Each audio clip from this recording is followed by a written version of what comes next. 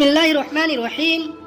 پیارے دوستو السلام علیکم۔ روزانہ ایسے ہی اسلامی واقعات سننے کے لیے ہمارے چینل کو سبسکرائب کریں۔ دوستو، خلافت کے پہلے دن ہی جو سب سے اہم اور بڑا مسئلہ امیر المومنین حضرت عثمان غنی رضی اللہ عنہ کے سامنے پیش ہوا، وہ خلیفہ ثانی امیر المومنین حضرت عمر فاروق رضی اللہ عنہ کے بیٹے عبید اللہ ابن عمر کا مقدمہ تھا، جنہوں نے پہلے حرمزان، پھر زفینہ اور اس کے بعد ابو لولو مجوسی کے بیٹی کو قتل کر دیا تھا۔ دراصل یہ 3 قتل کا مقدمہ تھا، جو مسلمانوں کے لیے بڑی سخت آزمائش کا وقت تھا۔ ان تینوں کے قتل کا مختصر واقعہ کچھ یوں ہے کہ جب ابو لولو ملعون نے حضرت عمر فاروق رضی اللہ عنہ کو خنجر کے وار کر کے شدید زخمی کر دیا اور پکڑے جانے کے خوف سے خود اپنی جان بھی اسی خنجر سے لے لی، حضرت عمر فاروق کو زخمی حالت میں ایک مکان میں منتقل کر دیا گیا، جہاں آپ زخموں کی تاب نہ لاتے ہوئے تیسرے دن خالق حقیقی سے جا ملے۔ اس دوران کچھ لوگوں نے بیان کیا، انہوں نے ابو لولو، حرمزان جو کہ مسلمان تھا اور زفینہ جو کہ عیسائی تھا، ایک جگہ بیٹھے گفتگو کرتے دیکھا تھا۔ جب وہ ان کے پاس پہنچے تو سب کھڑے ہو گئے اور خنجر ان کے ہاتھ سے گر گیا کہ یہ وہی خنجر تھا جس سے ابو لولو نے حضرت عمر فاروق رضی اللہ عنہ پر حملہ کیا تھا۔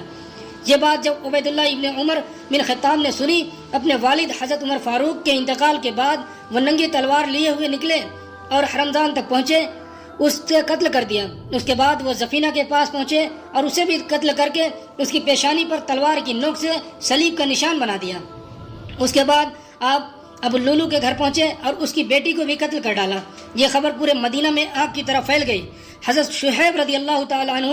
جو کہ اس وقت نماز پڑھانے پر مامور کیے گئے تھے، آپ نے فوراً مداخلت کی اور لوگوں کو بھیجا تاکہ عبید اللہ ابن عمر بن خطاب کو مسلمانوں کے قتل سے روکا جا سکے۔ حضرت سعد بن ابی وقاص وہاں پہنچے اور ان سے تلوار چھین لی اور انہیں قید کر لیا گیا۔ انہیں خلیفہ وقت کے سامنے پیش کیا جا سکے، ان کے بارے میں فیصلہ کریں گے۔ دوسری طرف امیر المومنین حضرت عثمان اور صحابہ کرام بشمول امیر المومنین حضرت علی رضی اللہ عنہ بیعت کے معاملے میں مشروط تھے۔ جیسے ہی حضرت عثمان نے بیعت کے معاملے سے فرصت پائی، ان صحابہ کرام کو اپنے پاس مشاورت کے لیے بلا لیا جو عبید اللہ ابن عمر کے اس عمل پر بات کرنے آئے تھے۔ در حقیقت مشاورت اس بات کی تھی کہ عبید اللہ ابن عمر خطاب نے خود ہی انتقام لیا اور وہ بھی بلا دلیل کے۔ انہوں نے ناحق ایک مسلمان اور 2 ذمیوں کا خون بہایا اور یہ قاتلوں کی لائن میں کھڑے ہیں،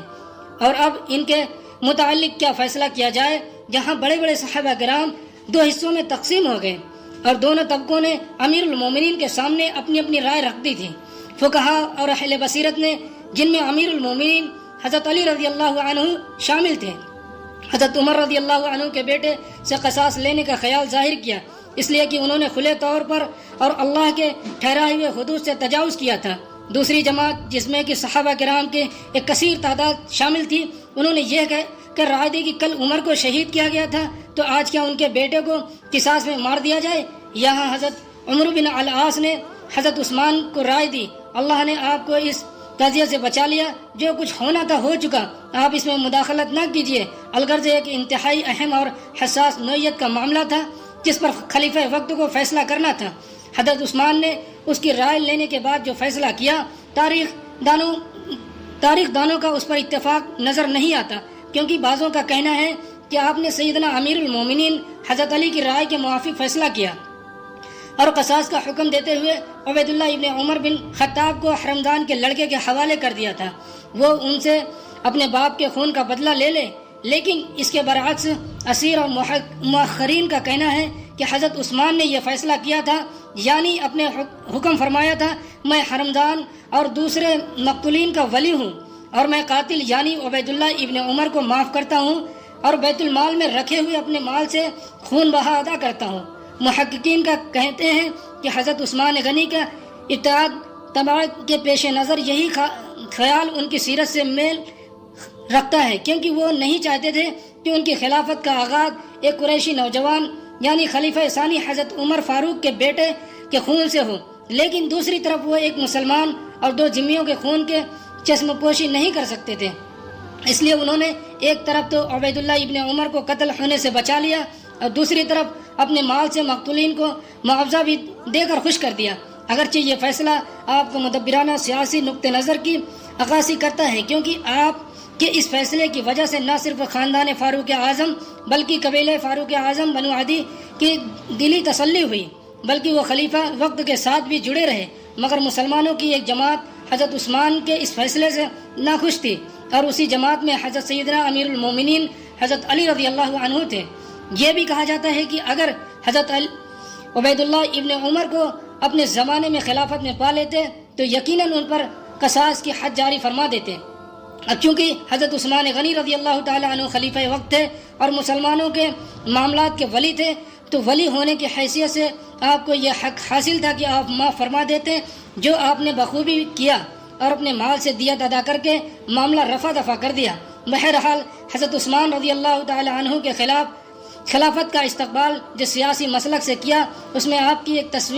شخص کی تصویر نظر آتی ہے جو رحم دل اور نرم طبیعت کا ہے، صلح پسند ہے اور دلوں میں بیٹھی ہوئی دشمنی کے جذبات سے بچنا چاہتا ہے۔ رنجش کے وہ جذبات جو ممتاز مہاجر ہوئی ان کی اولاد کے دلوں میں فنا تھے۔ اس سیاست کا لازمی نتیجہ یہ ہونا تھا کہ کچھ لوگ خوش اور کچھ ناراض ہوں۔ یہی وجہ تھی کہ حضرت عثمان کی خلافت کا آغاز ایسے ماحول میں ہوا جو شکوک اور اختلافات سے گھرا ہوا تھا۔ اگر حضرت عثمان کی جگہ حضرت عمر ہوتے تو ان کے سامنے کسی نوجوان قریشی کا مقدمہ پیش ہوتا تو پھر وہ کیسے ہی خاندان کا فرد ہو، کیسے ہی باپ کا بیٹا کیوں نہ ہوتا، وہ ایک پختہ کار کی طرح اپنا فرض انجام دیتے۔ حضرت عثمان غنی رضی اللہ عنہ نے جس طریقے سے اپنے دور خلافت کا آغاز